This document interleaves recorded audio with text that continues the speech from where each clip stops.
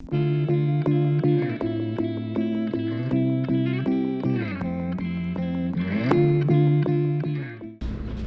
like to call on Tl'etinqox Chief Joe Alphonse, Chastity Davis, Chair of the Minister's Advisory Council on Indigenous Women.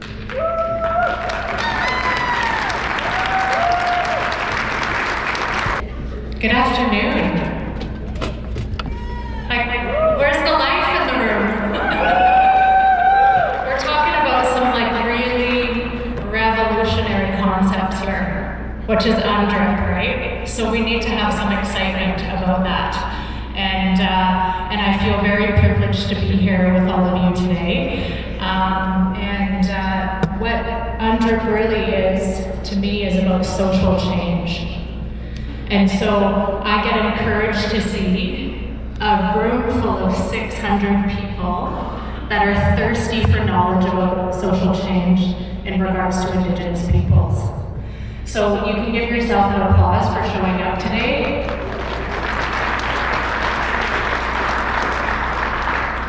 Because for far too long in this country, Indigenous people have been ignored. And our rights have been stomped on and set aside for many, many reasons. And as the MC said, my name is Chastity Davis, and I'm the chair of the Minister's Advisory Council on Indigenous Women. I'm a mixed heritage woman. I'm part Tl'etinqox from my mother's side, from the Sunshine Coast, so I'm part of the Coast Salish peoples here, acknowledging the traditional territory of our Coast Salish relatives today, the Musqueam, Squamish, and Tsleil-Waututh people. Thank you for hosting us and your graciousness after everything to keep welcoming us into your territory. It's actually quite phenomenal if you think about that. I'm here today, you're probably like, what does Chastity and Chief Joe have in common? Why are these two together? All these people, BC Hydro sponsoring a duet and all that. Well, we don't have a sponsor. So we're up for grabs if you'd like to, just saying. So Chief Joe and I were Indian married. Do you know what that means? No nods, man? We're Indian married. That means we live together, and that if something happens, we just each take our garbage bags and move out. Maybe one day he'll ask me to officially marry him, but not to put him on the spot or anything. But, I just want to take a couple minutes to talk about the United Nations Declaration on the Rights of Indigenous People in regards to Indigenous women. So I know that there's been a lot of Indigenous women here speaking and having voice, but I want to talk specifically about the implementation of UNDRIP in regards to Indigenous women. So I know that you've probably been getting a lot of challenges today about what to do and how do we move forward and what does this all mean in the era of reconciliation and da-da-da-da-da-da. Well, I'm going to tell you how you can implement UNDRIP in regards to Indigenous women. I don't know if they have my slide that I sent an hour ago.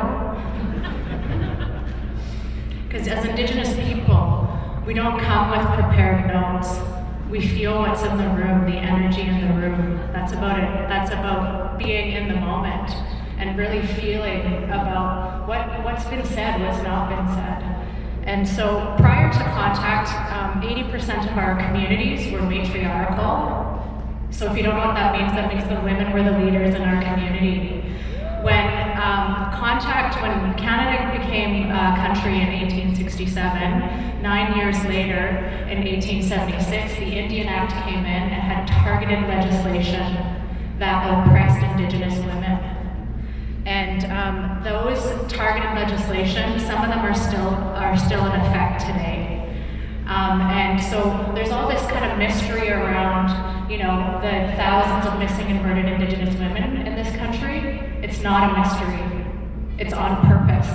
And the Indian Act had legislative decisions that oppressed us and took us out of our rightful places as matriarchs in our community. So I encourage you to learn about the history of Canada through an Indigenous woman's lens.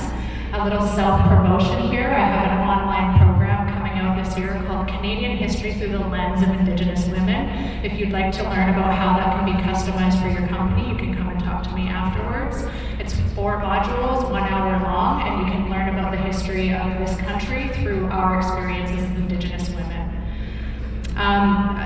Article 22 is up here, and it speaks specifically to the rights of Indigenous women.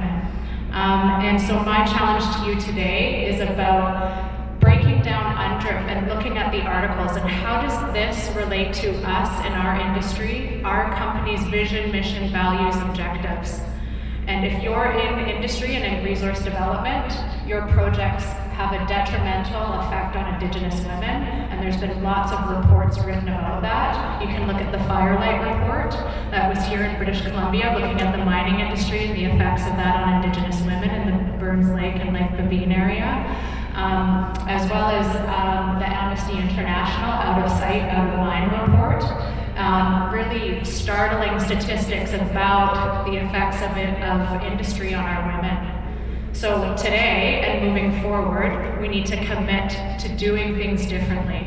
And how do we do that? There's the federal government has done an upgrade to their Impact Assessment Act, and in paragraph 22S, it speaks specifically to having your impact assessment include the intersection of gender and sex. So if you don't know what the difference is between that, you need to look up what gender-based analysis is. Now, the other piece that would be helpful for you to look up is Indigenous gender-based analysis. So that's a specific practice that helps industry be better at measuring the impacts of their projects on Indigenous women and girls and gender diverse individuals. And so again, if you're wondering what that is, I'd be happy to have a conversation with you. Our Women's Council here in British Columbia, we're building the first Indigenous gender-based analysis toolkit that's being endorsed by the provincial government and industry partners. And we'll look at specific ways of how to implement and measure impacts of your projects on Indigenous women and girls. So that's my challenge to you today. If you do nothing else, read on Article 22. Read up on the calls to action number 92, which is specific to the business community of truth and reconciliation, and get into action about how can we actually improve the quality of life for Indigenous women in this country, the original leaders of this land, the original matriarchs of this land, who have not been honored. And so that's what UNDRIP's calling for, and that's what I'm calling you to do as well, to step forward and to implement that. So that being said, I'll pass on the last 30 seconds to my partner here.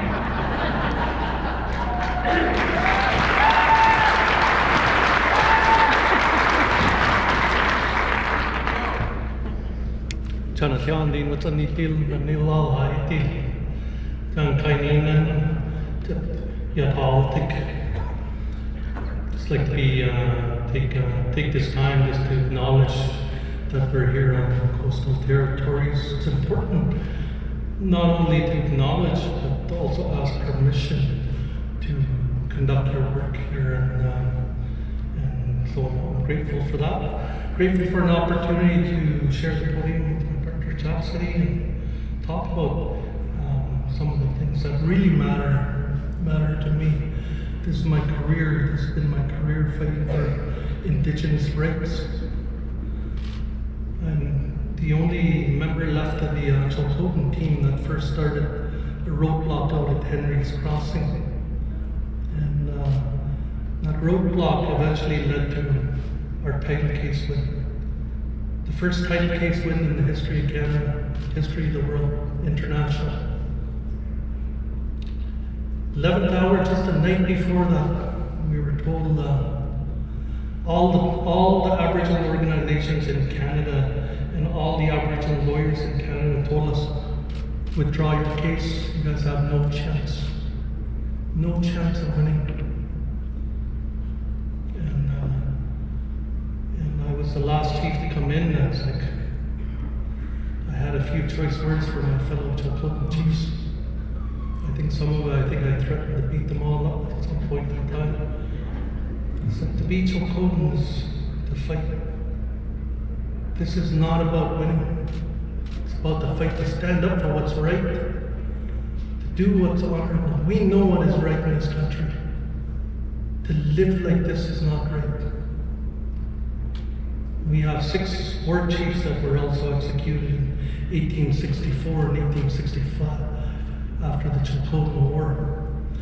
And the last piece of that Tl'etinqox War happened when the road building crew coming up took our women and abused our women. And we declared war on them. That's our history as Tl'etinqox people. And here today, we're going to come forward in that title case. If we lose that case, we're going to go home, we're going to sharpen our pens, and we're going to come back again. And we'll keep coming back over and over and over again till they finally see us as a people. That's what Tl'etinqox means.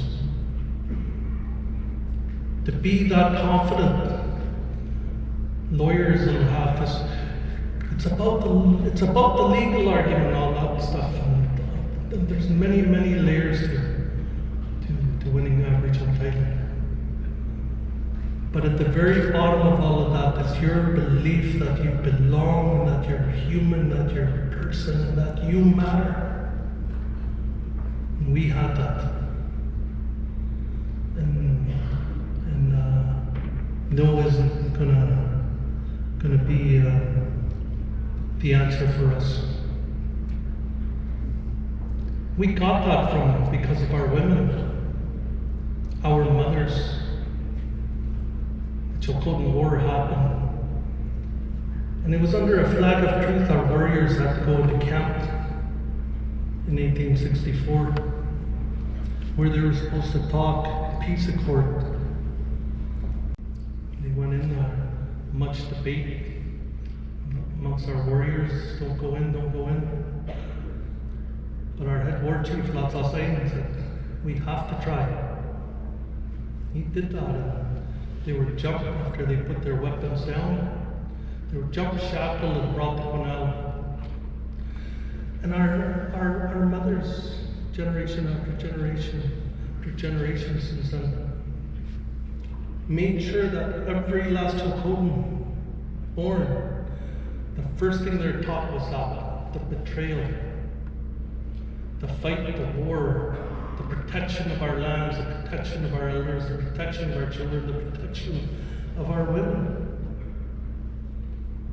At the end of all of that is the need to recognize, honor our women. That you can change all the men chiefs as many times as you want.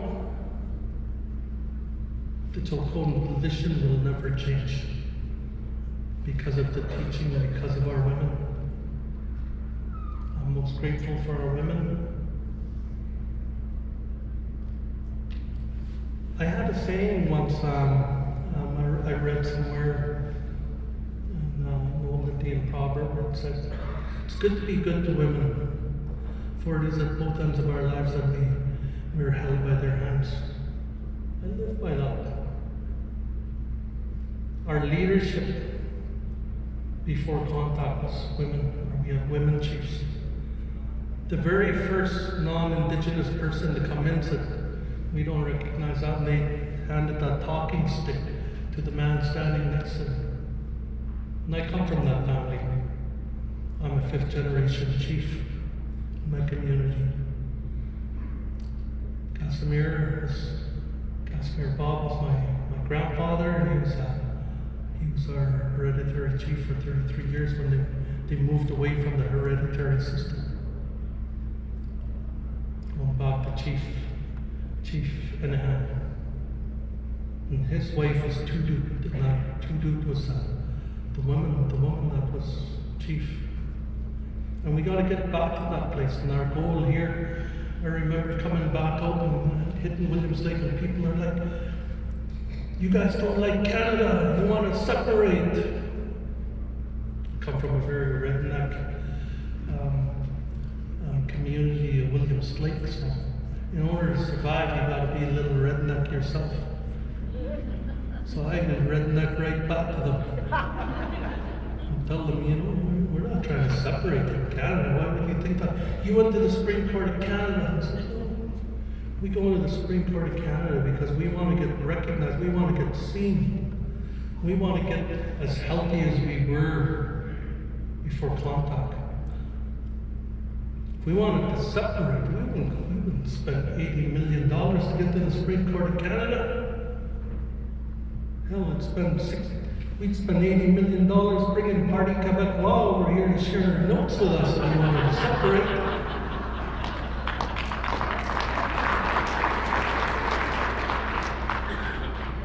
This is very important talk. We want to get back to that healthy place. Chastity, I'm very encouraged that there is this much interest in doing things right. And I've always said all the different phrases that I've used to say because we have to sell this to our people all the time.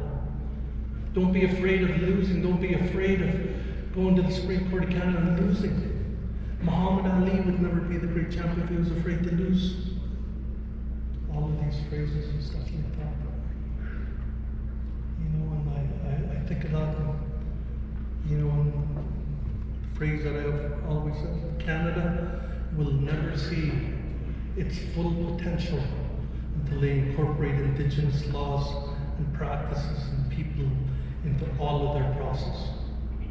UNDRIP that you hear so much about, that stems from our case. Our case forced Canada, forced BC to recognize that. But I don't know what's wrong with BC. They're not tough enough to listen to the things I have to tell them, so it's almost like we're pushed out of that room. John Horgan, we're not going anywhere. Tl'etinqox aren't going anywhere. We're here to stay. Show some leadership. You want to push us out of the room? Maybe the next court case I start will be to eliminate British Columbia from our territories and make it just Canada and Tl'etinqox. You can't run from us. We don't want to go down that road, but those are always options. At the end of the day, we want a better place for our people. We've lived in third world conditions long enough. And we want to get our women back to a healthy place. Healthy women create healthy nations.